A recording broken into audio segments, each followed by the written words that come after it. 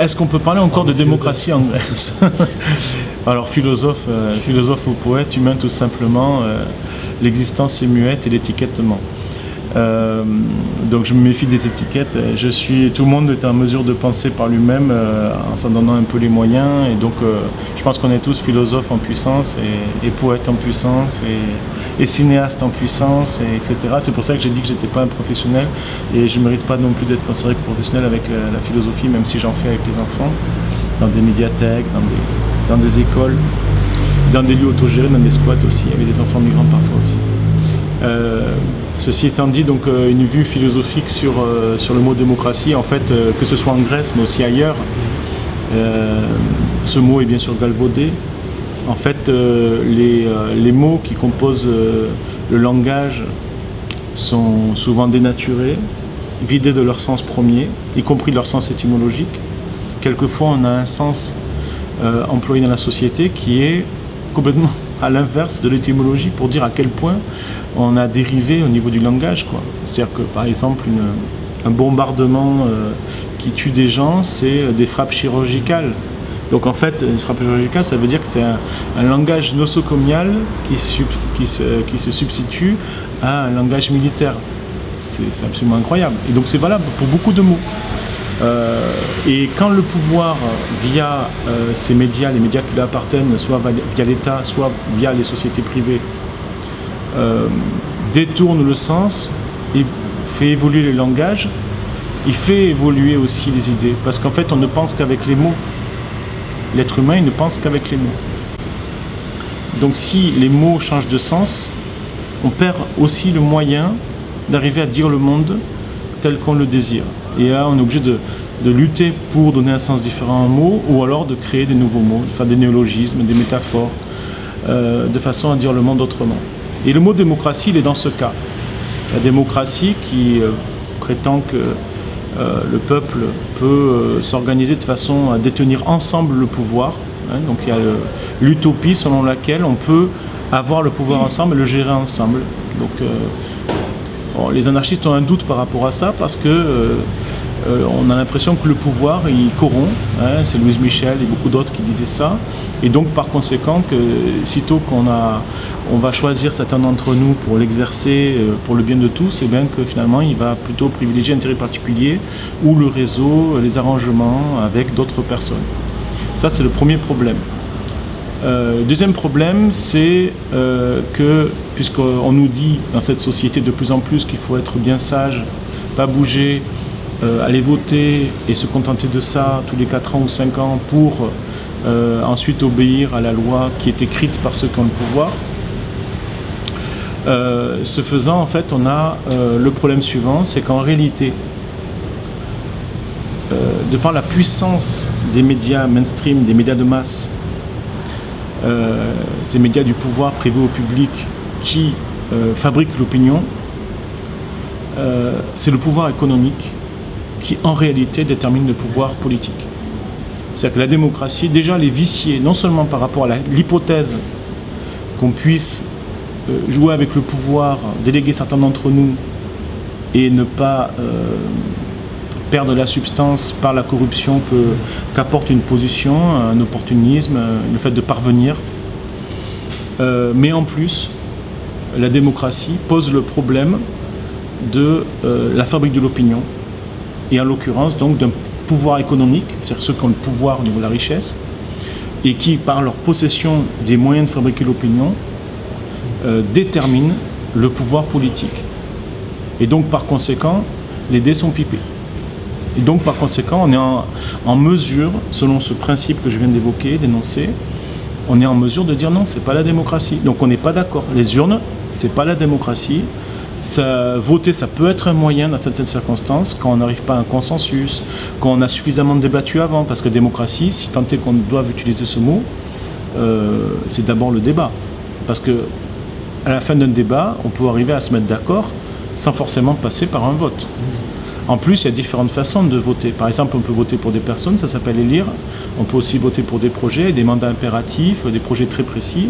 Et là, c'est pas la même chose qu'une élection. Donc, il ne faut pas confondre le vote et l'élection. Et il ne faut pas non plus confondre la démocratie avec donc la finalisation d'un processus de débat avec le débat lui-même. C'est le débat qui est important. Et ce n'est pas le spectacle du débat comme on nous le propose. C'est-à-dire que dans des campagnes électorales, on a droit à un spectacle du débat entre des gens qui ne sont pas si éloignés les uns des autres, qui ont presque le même avis, et qui sont plutôt dans des conflits de personnes et de stratégies pour leur personne, pour leur petite personne et leur réseau. Et donc, nous, on est face à un spectacle du débat qui n'est pas le débat lui-même, le débat de société pour choisir vers quelle société on désire aller. Et qui commence normalement, ce débat, par les doléances. De quoi vous souffrez? Est-ce que vous êtes heureux? Quels sont vos problèmes? Donc quoi vous rêvez? Voilà les vraies questions. Mais ces questions-là, elles ne sont jamais posées dans ces circonstances-là. Et surtout, ce n'est pas les personnes concernées qui sont dans le débat. En réalité, ce sont des orateurs qui sont choisis les uns et les autres pour prendre position dans un jeu de chaises musicales entre des courants qui ne sont pas si éloignés les uns des autres. Donc, on n'est pas en démocratie à partir du moment où c'est le pouvoir économique qui détermine le pouvoir politique, qui ensuite écrit lui-même les lois qu'il arrange pour son propre intérêt et l'intérêt de ceux qui le font élire. Donc non, bien sûr, on n'est pas en démocratie. Donc il faut aller plus loin que cela. La démocratie, c'est l'ancêtre, c'est une idée, c'est une tentative, c'est un concept qui vient de la Grèce antique, mais qui n'a jamais été appliqué correctement. Et déjà dans la Grèce antique, les femmes étaient écartées, les esclaves, les métèques, il fallait avoir 21 ans, il fallait payer des impôts, il fallait être disponible physiquement pour aller à l'ecclésia. Donc ça concernait très peu de gens en fait. Pour certains évaluent à 5%, je pense que c'est plutôt proche de 3%. Donc en fait c'était une petite oligarchie, comme souvent dans notre société aujourd'hui aussi. Donc l'idée de démocratie, le concept de démocratie, c'est un concept qui reste néanmoins intéressant par rapport à d'autres formes de régime politique, évidemment, par rapport à une tyrannie. Mais ce n'est qu'un pont, un chemin vers l'utopie.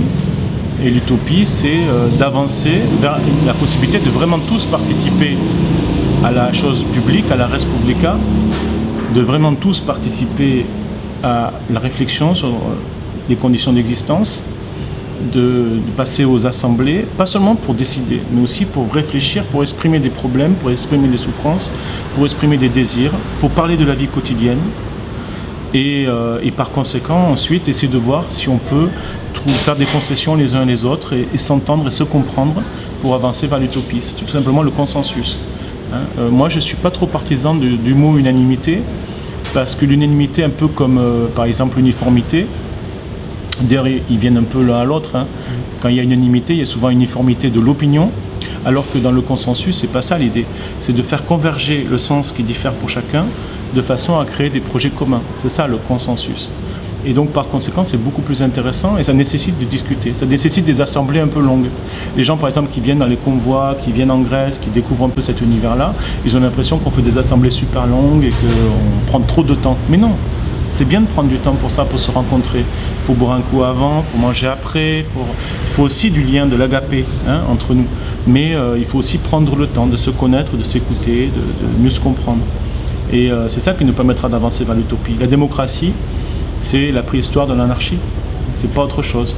On est encore aujourd'hui, en 2019, dans la préhistoire politique de l'humanité. L'humanité, elle a progressé dans plein de domaines. Il ne faut pas non plus lui jeter la pierre sur tout. Et oui, on est dans la préhistoire politique parce que dans plein d'autres domaines, je voulais dire, l'humanité, elle a fait beaucoup de progrès. On ne peut pas nier le génie humain formidable qui fait que moi j'y crois. Je ne suis pas optimiste, je ne suis pas pessimiste, parce que je considère que ce sont les deux versants d'une même illusion. Je ne me pose pas dans la posture de l'espérance. Je n'ai pas d'espoir. Espoir et désespoir, ce sont deux mots que je range au placard, des stratégies. Je ne veux pas déterminer mes actes, conditionner mes actes par rapport à une perspective de résultat. Je ne veux pas devenir un spéculateur. Je veux choisir mes actes en fonction de convictions éthiques et politiques. Et donc le mot espoir ne me convient pas. Par contre, je suis convaincu que nous sommes capables d'autre chose. Nous sommes capables d'autre chose, chacun et ensemble. Et que ce qu'on a réussi à faire dans plein de domaines de la vie, ce qu'on a réussi à faire dans le progrès technologique, même si le débat sur la technique et la technologie n'est pas tout à fait le même, et au niveau des conséquences, je crois qu'il y a aussi des pièges. Donc, comme disait Rabelais, science sans conscience n'est que ruine de l'âme. Et dès lors qu'il y a des inventions, on le disait ça aussi tout à l'heure pour la façon d'agir politiquement, c'est pas parce qu'on a les moyens de faire quelque chose qu'il faut le faire, hein, sinon on userait de la force tout le temps.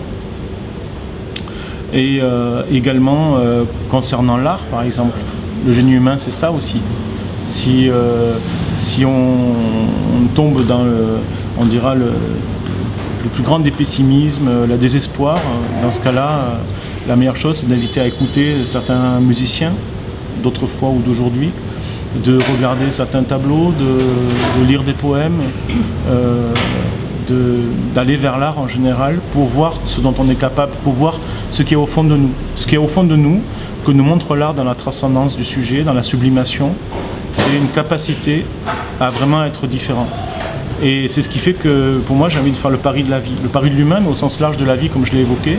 C'est-à-dire qu'on est capable de sortir de la préhistoire politique également, et pas seulement de la préhistoire technique, de la préhistoire artistique avec les grottes de Lascaux.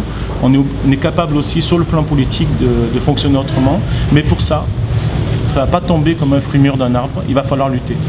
Il va falloir lutter, il va falloir accepter l'idée que les gens qui ont le pouvoir, qui ont l'argent, qui ont la position, qui ont la notoriété, qui ont tout ce qui leur fait plaisir, que nous on rejette. Nous on ne veut pas le pouvoir, nous on ne veut pas l'argent, nous on ne veut pas la notoriété, parce qu'on sait que ce sont des pièges corrupteurs. Par contre, il y a des gens qui sont là-dedans et qui ne veulent pas lâcher, qui sont prêts à nous tuer pour ça.